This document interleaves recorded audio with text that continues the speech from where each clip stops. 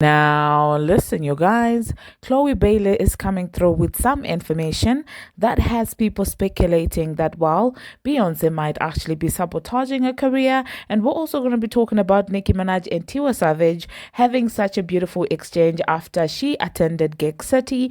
We're also going to be talking about August Alsina talking about the music industry in its entirety, as well as this person was coming out saying that, well, at some point they were sent to go and get cheesecake for Beyonce while she was at Diddy's house. And we're also going to be talking about the Transformers rollout. It seems like it might just be starting for her new era. Now, these are some of the things that we are going to be talking about in this video. Hello, tea lovers, and welcome to the Tea Plug. I trust you guys are doing well, and I trust you are doing great. Personally, I am doing great, you guys. I am doing extremely amazing. And without further ado, let us dive straight into today's team. So first of all, let us talk about this entire Chloe and Beyonce situation. There is a video that is circulating on the internet where Chloe Bailey speaks about performing, and she expresses how much she would love to perform, but well, she's not always able to perform because according to her, performances do cost money, and well, it means that she has to go several processes to get the money approved, the expenditure approved, and things like that. And it seems like, well, that's such a difficult thing for her. And of course, people started saying that Beyonce is out there sabotaging Chloe's career. And you do know that for the longest of time, people thought like, well, Beyonce signed those girls to basically eliminate competition. Now, I don't know whose competition Chloe Bailey and Halle Bailey would be, okay? Because I don't know, you guys. I acknowledge that Chloe Bailey is very talented. I acknowledge that. But with where Beyonce is right now, I don't really think that she would look at Chloe as a threat. I don't know, you guys. But and let me know in the comment section what you think about that. And some people are saying that, well, it's not her own sport that she was securing. It was Blue Ivy's sport. And some people are also saying that, well, if Chloe Bailey had been signed by another person who has no ties to Beyonce, she has the capacity to be an all-round performer, just the way that Beyonce is, because you do know that the girls started singing, doing those covers from a very tender age, and they also play instruments. That's the thing about the girls. They play instruments, they can dance, they can perform. So yeah, I don't know. Let me just insert what Chloe had to say, and then I will catch you after that. Seeing Beyonce holding her budget back for some reason. Internal. Someone said, why haven't you been performing? Trust me, I would be performing if I could. The thing is that money goes into performances. So it's not free to do performances, and you have to get budgets approved and things like that. So if I could, I'd be performing everywhere. If you read in between the lines, you would realize I share actually a lot of stuff with you guys. You know, my work ethic is top notch. I like to juggle things. You know, when I shot Fight Night, I did Coachella. So when it comes down to it, I will do any and everything. So just know it's never my work ethic or if I don't want to do something, because y'all know I love working. Come to Africa. I would love. Chloe saying Beyonce holding her budget back. Well, there you heard that, you guys. There you heard what Chloe had to say. Do you think that that means that there was some form of sabotage happening in as far as her career is concerned? Now, I personally think that, well, when they signed, if they blow up their budget within the first years of their career, I don't think that it's anyone's fault. Now, do I think that the record allegedly that they signed might have been a little bit, I do believe that, okay? But at the end of the day, Beyonce is an artist, and you cannot possibly expect to get the same type of deal that you would get from signing to record to Beyonce's record label. That's not the same type of deal that you would get signing to a company like maybe Atlantic or a company like Republic. Like that obviously would be different as well. But it seems like it is going to get interesting. And lately Beyonce has been in the news. So now, still speaking about her, we are going to talk about this person that is coming out. Now, you guys do know that, well, recently people have been trying to tie Beyonce and Jay-Z to the Diddy situation, given that they are friends, and Diddy attends the branch and they also attend his parties. So people are like, well, they are next in line to be exposed. So now Freddie P from the band is out there revealing that the cheesecake that Diddy forced his group to walk and get was not even for Diddy himself. In actuality, it was for Beyonce. And people are like, okay, what was Beyonce doing at a Diddy party? Because this man alleges that, well, when they came back, it was way late and Beyonce was upstairs and things like that. And so people are running wild with conspiracy theories on the internet, saying that, well, it's only a matter of time before we start hearing about the Carters and, of course, their ties to everything that is going down in as far as the Dietler is concerned. So let me just quickly insert what the man had to say, and then I will catch you after that. Okay, fun fact. Fun fact. A lot of people don't know that cheesecake we went and got was for Beyonce. She was upstairs the whole time. What we was talking about again? Hold on. Yeah, that's a fun fact. People don't know. People like, y'all walked and got a cheesecake. It was for Beyonce. I'll do it again. But yeah, because at first he was like, I want some cheesecake. But we took all night to do the process, right? So when we got back, it was like 4 or 5 in the morning. And me and Dylan got back first. Let me tell you how green these niggas is. So I'm the type of nigga. I listen to everything you say as if it's a contract. So if you say walk to the store or walk to get me some cheesecake, I'll walk to get you some cheesecake, but I'm not walking back. And that's just what me and Dylan did. And they like, why y'all, they hot. Like, y'all cheating. And we like, he told us to walk. He ain't tell us to walk back. So we already in the hotel like 3 hours before they got there. When they said they was coming, we went and met them in front of the building. And the first thing that nigga said out of his mouth, he said, we got the cheesecake. He was like, I don't want that shit. Take that shit upstairs for Beyonce. Then he said, they was like, yeah, man, we wanted to tell you, Fred and Darlon, they ain't walk back. Trying to be on some snitching shit. He was like, I ain't tell you niggas to walk back. I ain't tell you niggas to walk back. Y'all walk back.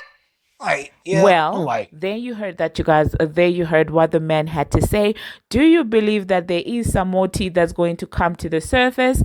Or do you think that, well, maybe these guys are innocent? They didn't even know what Diddy was doing. They were like, oh my God, it's just I come to your party, I say hello, everything that happens, not involved in any shenanigans. What do you think is the situation between the two families? Okay, now the next thing that we are going to be talking about, we're going to talk about Tiwas Savage and Nicki Minaj. Now, for those of you who do not know, Tiwas Savage, when it comes to Afro beats, is like one of the godmothers. Okay, she's like a star. Like, she's that girl in as far as Afro beats are concerned. She literally worked so that the likes of Arya Star and Thames and all these people could run. That's what she basically did. I don't know if I could call her the blueprint, because I know that there are several other people that probably came before her, but she was one of the, people that started going mainstream like that and started signing internationally like that. So it seems like Tiwa was actually in attendance at Gig City, and one of her fan pages, tweeted and said that, well, Tiwa Savage was at Nicki Minaj's concert, and so Nicki Minaj saw that and said that, is that really hey y'all? Don't play. And then Tiwa responded to Nicki Minaj's tweet and said, yes, so the show was amazing, Queen. And Nicki said, wow, what an honor. Thank you for coming, Queen Tings. Okay, and so that was such a cute interaction between Tiwa and Nicki Minaj, and I do feel like Nicki probably knows Tiwa's resume. And for those of you who do not know why this woman is respected amongst her peers, as she has written for some of iconic musicians in Hollywood, the likes of Fantasia. She has written for Fantasia. She has written for Miranda Brooke. She has also written for Monica, I think she's written for Monica as well, and she's recorded with artists like Justin Timberlake, Babyface, Britney Spears. She has been a backup vocalist even for Mary J. Blige when she was just coming up. So yeah, that is such a beautiful thing to watch. But one thing to also note is Tiwa is signed to Rock Nation, you guys. So I don't know how that is going to go with Tiwa and her bosses. Obviously, given that Nicki Minaj is heavily coming for her bosses, I don't know how they will feel about this interaction. Now, the next thing that we are going to be talking about, we're going to talk about August Alsina. So August decided to talk a little bit about what happens in the music industry. And when I saw this, I was like, okay, it seems like people are finally talking and opening up. And I'm really not surprised because August has been through the most, if we're going to be honest. I mean, from the entanglement, and for a while we were like, where did he go? Why is he not releasing music? But it seems like at this point, it just might be the diddler who got caught. But I feel like there are other people that sometimes we may not even expect that are also capable of doing similar things that the diddler has been doing, especially when it pertains to August.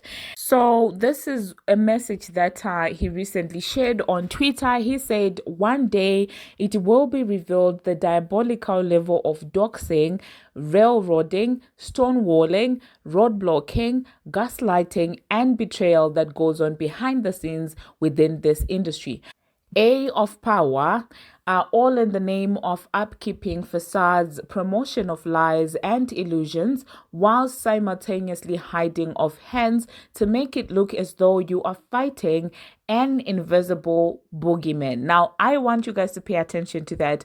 While simultaneously hiding of hands to make it look as though you are fighting an invisible boogeyman.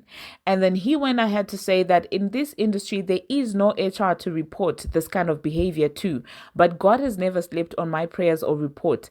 Give it time. In other news, I've been building business and exploring new territory successfully. Check it out. And then he shared a link to his business. Now, I saw a lot of people saying that, oh my God, this is so sad. This is so true. This is so. And I do agree. This is very sad. And I believe everything he's saying. And I believe he went through the most because, I mean, we all saw how this man transitioned from being this healthy, happy looking fella to just, resurfacing as a drained young man. Like we all witnessed that. Look at me calling August Alsina a young man. But you get what I'm saying, okay? Okay, it might be older, but well, you get what I'm saying. But we all saw that, you guys. We literally saw that, and we could tell that there are a lot of demons that the man was fighting. So yeah, people seem to be receiving that well. But obviously, me being me, I'm like, so it's gonna take a man for you to agree with something that somebody else has been saying. Like, I will not mention who I'm talking about, but this person has been saying the same thing over and over again to say that behind the scenes, people like in the industry to throw rocks and hide their hands. And behind the scenes, meanwhile, they are doing the most diabolical things that you could ever imagine of. And well, when it comes from a man like August, obviously it gets respected. Obviously, people believe it. But let it be a woman saying the same thing. Oh my God, how dare she does that? She's delusional. And in this particular tweet, August said, they will hide their hands and they will make it seem you're fighting an invisible boogeyman. And then you will look like you're delusional. Do we know who they constantly call delusional? In as far as artists are concerned? For voicing out thoughts about everything that's happening? Well, you got what I'm saying. But yeah, let me know in the comment section what you think about that. And the next thing that we are going to be talking about, we're going to talk about Bongo 2. It seems like Bongo 2 has got a documentary that is going to be coming out. Now, a part of me is just like, okay, what's the documentary going to be about?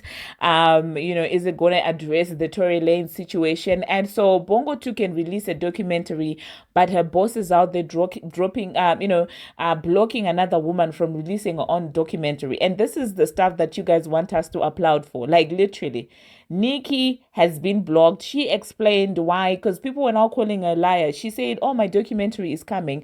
And guess what happened? The men from Fraudulent Nation went and blocked her. And now people started saying, you're lying, your documentary is not coming, blah, blah, blah. All because the documentary was going to talk about what she went through in the hands of Mikisha. And Mikisha was that man's artist. So don't speak your truth because it will ruin my brand. And these are the same people who start shouting, protect black women. And no matter how much you dislike Nicki Minaj, you applaud for behavior like this? You applaud for behavior like this. The same people who are pushing out articles saying, oh, Nicki's husband, Kenneth Petty, did this when he was 15. So Nicki Minaj has to be accountable for that. These are the same people that were partying with the diddler endlessly when they knew that he was doing way worse. And that was a grown man. That wasn't a teenager. So this foolery, you guys, is one that's the main reason why I'll forever rock with Nicki Minaj. And I do know that if you are in the position where Bongo 2 is, where everything seems to be working out for you and you seem to have the power, seemingly powerful people are backing you, another person is getting silenced whilst you get to tell your story, you will celebrate that. But one thing that I've learned in life in general and in this industry in particular is every single dog has got its day. This is absolutely ridiculous and unfair. So Nicki cannot release a documentary narrating anything about her life, but of course, Bongo 2 is the only black woman in this world, so of course, she has to. But anyway, you guys, let me know in the comment section, what you think about all of this that is happening. How do you think this is going to end? And do you think that this is actually fair, what is happening? Okay. And the next thing that we are going to be talking about, we're going to talk about the Transformer's husband or ex-husband, because I don't know how authentic the divorce is. I don't know if it's an actual divorce or if it's one of the PR stunts. So, it seems like a day ago, he decided to, tweet up a storm. He was like, and now people that be talking ish, what, and D word. Your opinion don't stop my money. Do you see the similarity in terminology between him and the wife, telling people to do that and to basically pass away? This is the language that the woman says. So I'm like, is that the woman that is typing from the husband's phone, or do they just have the same IQ? I remember there was a time when people were like, well, with the way, the Transformer sounds slow, they wonder how Offset gets along with her. But with this, if he is the one who's tweeting, oh my God, they have similar IQ, I have to say. I fear they are literally on the same level in as far as, upstairs is concerned. And so he went ahead and said, B gonna be B, gonna be a B, and an H gonna be an H. And then he also said, I'm on one, okay? And so people were like, it seems like he's out there shading, the Transformer and things like that. And I'm like, why would he be out there shading on the internet? If indeed this is being directed to the Transformer, then indeed the rollout has just begun. That would explain that entire Chun-Li outfit. It's because they're trying to create buzz and hype. But even this tweet did not get as much of a response as they thought it would, I guess. So yeah, trust the Transformer's husband or fake ex-husband to come out here and launch, the beginning of a rollout. And people also did notice that, well, there is some polarization happening, because all of a sudden there's been a rise of people that are listening to a decade-old album. For some reason, there are people that are out there all of a sudden listening to that, because Spotify is now reporting that, well, her numbers have skyrocketed and, she's getting streamed more than Pink Friday 2. So yeah, I could see that her rollout probably is starting. That's why there is this drama with the husband. And that's why also she decided to come out dressed as Chun-Li to get people talking and to get her in the conversation. But sadly, Nicki Minaj has moved on from beefing with you or beefing with Bongo 2. Nicki Minaj is now beefing with the executives, and I feel like those are the people that she should have been addressing from the beginning, because you guys are literally beneath her. At the end of the day, you guys are just a means to an end to these record labels. So yeah, it is what it is. I'm glad that Nicki Minaj is finally woken up, and I hope that she will continue paying the Transformer dust.